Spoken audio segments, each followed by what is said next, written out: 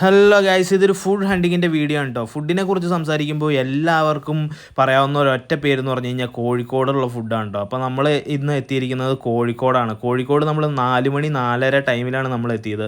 ആ ഒരു ടൈമിൽ നമുക്ക് അടിപൊളിയായിട്ട് ഫുഡ് കഴിക്കാൻ പറ്റിയൊരു ബെസ്റ്റ് ഹോട്ടലിലേക്കാണ് നമ്മൾ ഫസ്റ്റ് തന്നെ ചെന്നത്. ഏതാണെന്ന് വെച്ച് കഴിഞ്ഞാൽ ചാമ്പ്യൻ എന്നാണ് ഹോട്ടലിൻ്റെ പേര്. ആ ഒരു വെളുപ്പിനുള്ള ടൈം ആയതുകൊണ്ട് തന്നെ നമ്മൾ ലൈറ്റായിട്ടുള്ള ഫുഡാണ് കേട്ടോ ഓർഡർ ചെയ്തത്. ഓരോ പൊറോട്ടയും അതുപോലെ തന്നെ ചില്ലി ബീഫ് കറിയാണ് ഓർഡർ ചെയ്തത്. പൊറോട്ടയൊക്കെ നല്ല ക്രിസ്പി ആയിട്ട് ഭയങ്കര സോഫ്റ്റ് ആയിട്ടുള്ള പൊറോട്ടയും അതുപോലെ തന്നെ ചില്ലി ബീഫൊക്കെ ചുമ്മാ നാവിൽ വെച്ച് കഴിഞ്ഞാൽ അലിഞ്ഞു പോകുന്ന തരത്തിലുള്ള ചില്ലി ബീഫ് പറഞ്ഞ് ഈ ഒരു ഹോട്ടലിൽ നിന്ന് നമുക്ക് കിട്ടിയത് ബെസ്റ്റ് ഫുഡെന്ന് തന്നെ പറയാം. ഈ ഒരു ടൈമിൽ തന്നെ ആ ഹോട്ടലിൽ കാല് കുത്താനുള്ള സ്പേസ് പോലും ഇല്ല, അത്രയ്ക്കും തിരക്കാണ്. ഒരുപാട് ആളുകൾ ഇറങ്ങി പോകുന്നുണ്ട്, അവിടെ ഇരുന്ന് കഴിക്കാൻ പറ്റുന്നില്ല, അവിടെ ഭയങ്കര റഷായിട്ട് എല്ലാവരും ഇറങ്ങി പോകുന്നുണ്ട്. പക്ഷേ നമ്മളവിടെ കുറേ നേരം നിന്നിട്ടാണ് നമുക്ക് കയറി ഇരുന്ന് പെട്ടെന്ന് തന്നെ സീറ്റ് നമുക്ക് കിട്ടി. അങ്ങനെ നമുക്ക് ഫുഡ് കഴിച്ച് അവിടെ നിന്ന് ഇറങ്ങാൻ സാധിച്ചു.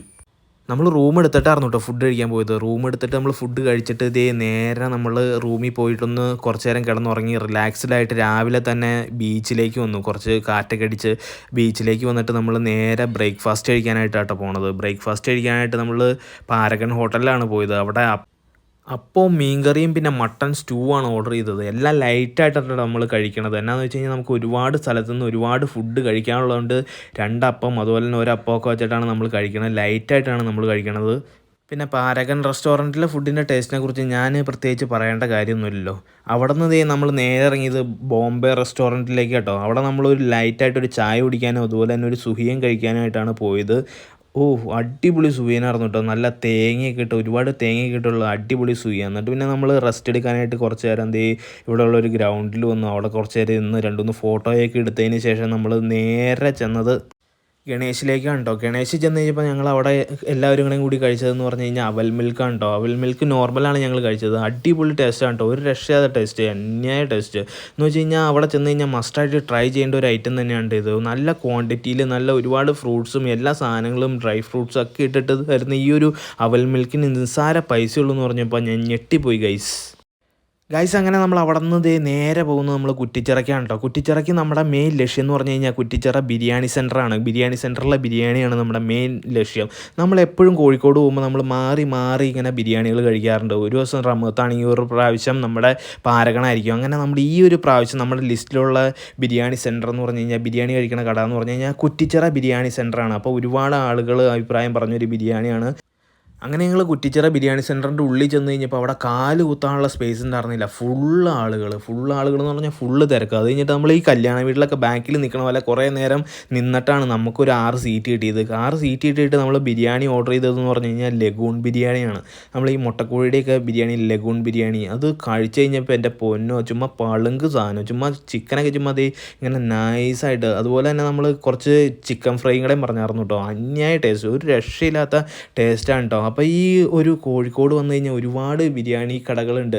ഇതുപോലെ തന്നെ കുറ്റിച്ചിറ ബിരിയാണി, അതുപോലെ തന്നെ നമ്മുടെ റഹ്മത്തോട്ടിലെ ബിരിയാണി, പാരകളിലെ ബിരിയാണി എല്ലാം one of the best biryani സ്പോട്ടുകളാണ്. പിന്നെ നമ്മൾ കുറച്ച് നേരം നടക്കാനും ആ ഒരു ബിരിയാണി അടിച്ചതിൻ്റെ ക്ഷീണം മാറ്റാനൊക്കെ ആയിട്ട് കുറച്ച് നേരം നമ്മൾ ആ ഒരു മിഠായി തെരുവിലൂടെ കുറച്ച് നടന്നു. അത് കഴിഞ്ഞിട്ട് നടന്ന് ക്ഷീണിച്ചിട്ട് നമ്മൾ നേരെ ചെന്നിട്ട് ഒരു പാൽ സർബത്ത് കുടിക്കാമെന്ന് ഓർത്ത് നമ്മൾ നമ്മുടെ ഈ റീൽസിലൊക്കെ ഫേമസ് ആയിട്ടുള്ള ഒരു സ്പോട്ടിലേക്കാണ് കേട്ടോ നമ്മൾ പോയത്. ആ ഒരു പാൽ സർബത്ത് കടയും കുടിച്ച് കഴിഞ്ഞിട്ട് നമ്മൾ കുറച്ച് നേരം വണ്ടി എടുത്തിട്ട് നമ്മൾ കുറച്ച് നേരം കറങ്ങി. ആ ഒരു കുറച്ച് അവിടെ ഇവിടെയൊക്കെ പോയി കറങ്ങി.